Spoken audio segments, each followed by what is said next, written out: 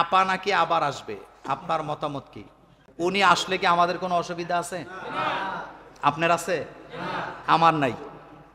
উনি আসলে আমার কোনো কি নাই, অসুবিধা নাই। উনি আসতেই পারেন, ওই দেশের নাগরিক, উনি এদেশে 4 বারের প্রধানমন্ত্রী, যেভাবেই হোক।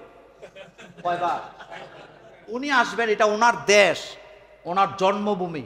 আপনি যাই বলেন, উনি আসতেই পারেন।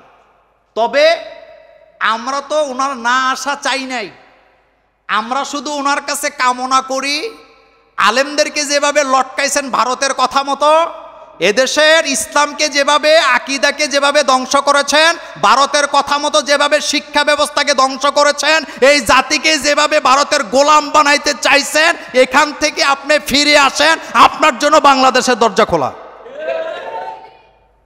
আপনাকে যাইতেও আমরা বলি না, একদিনও না, দোয়াও করি না, আপনি চলে যান। কিন্তু এই দেশটা একটা স্বাধীন দেশ। বাংলাদেশটা কি দেশ? এটা কি ভারতের গোলাম? ভারতের কোনো অধিকার নাই আমার দেশের রাজনীতি নিয়ে নাক গলাবার। তবে মনে করে না ভারতের এখান থেকে চলে গেছে, এখনো জায়গায় জায়গায় আছে, এখনো জায়গায় জায়গায় বসে আছে।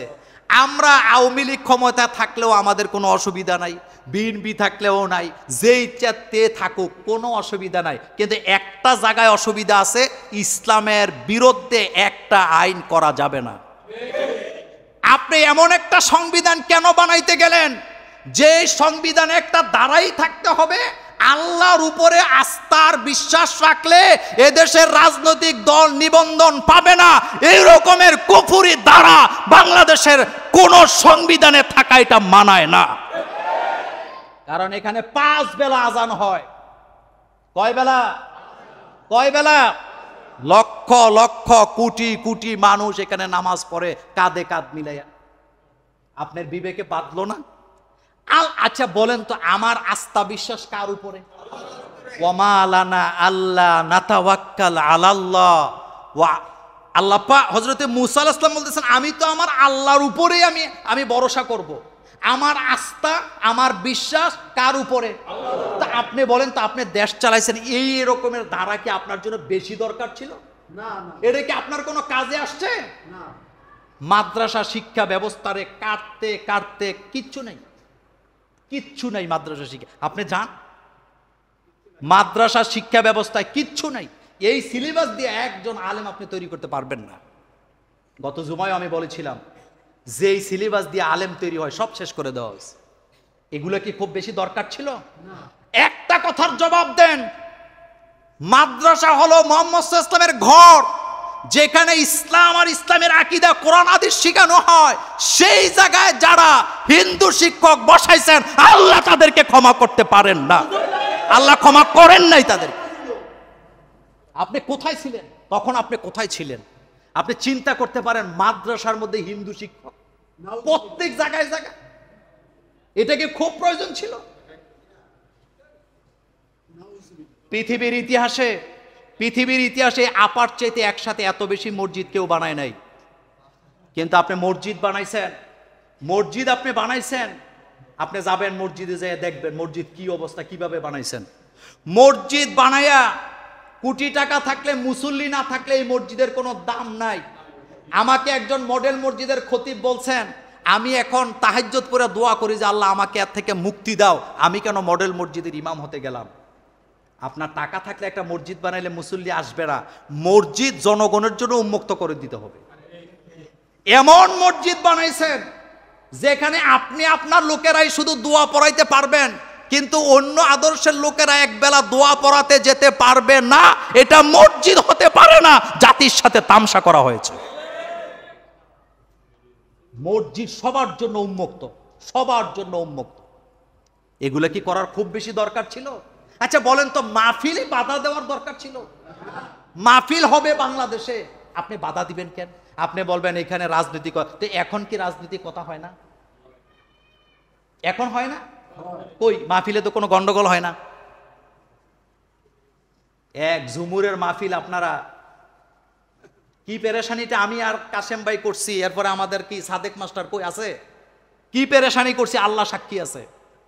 3টা অনুমতি আনার পরেও ডক্টর আবুল কালাম আজাদ যখন আলোচনা করতেছিল, এরপরও গাড়ি লয়ে হইনির পুতরা দাঁড়াইছে।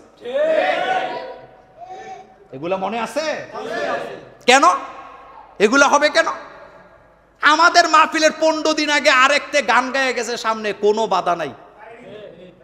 কথা ঠিক বলছি? অথচ বাংলাদেশের সবচেয়ে বড় মাহফিল হইতো এই ঝুমুরে। আপনারা সাক্ষী আছেন, এই জাতি সাক্ষী আছে। আপনাদের বুড়িচংয়ের টিউনও কি বলতেছে, কই এত বড় মাহফিল করার দরকার কি, যেই মাহফিলের প্রচারণা মঙ্গল গ্রহে গেছে।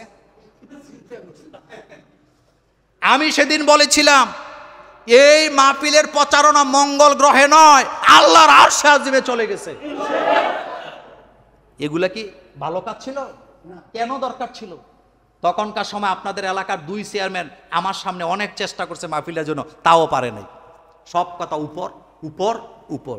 কেন? এগুলা কি বেশি দরকার ছিল?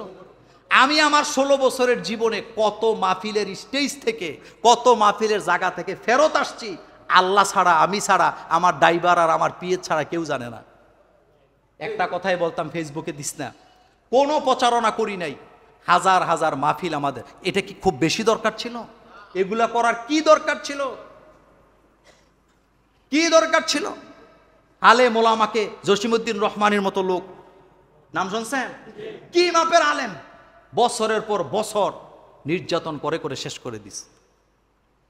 হাজার হাজার আলেমের উস্তাদ, মুফতি কাজী ইব্রাহিম সাহেবের মতো আলেম, পৃথিবীতে আধুনিক আলেমদের মধ্যে অন্যতম একজন আলেম হচ্ছেন মুফতি কাজী ইব্রাহিম।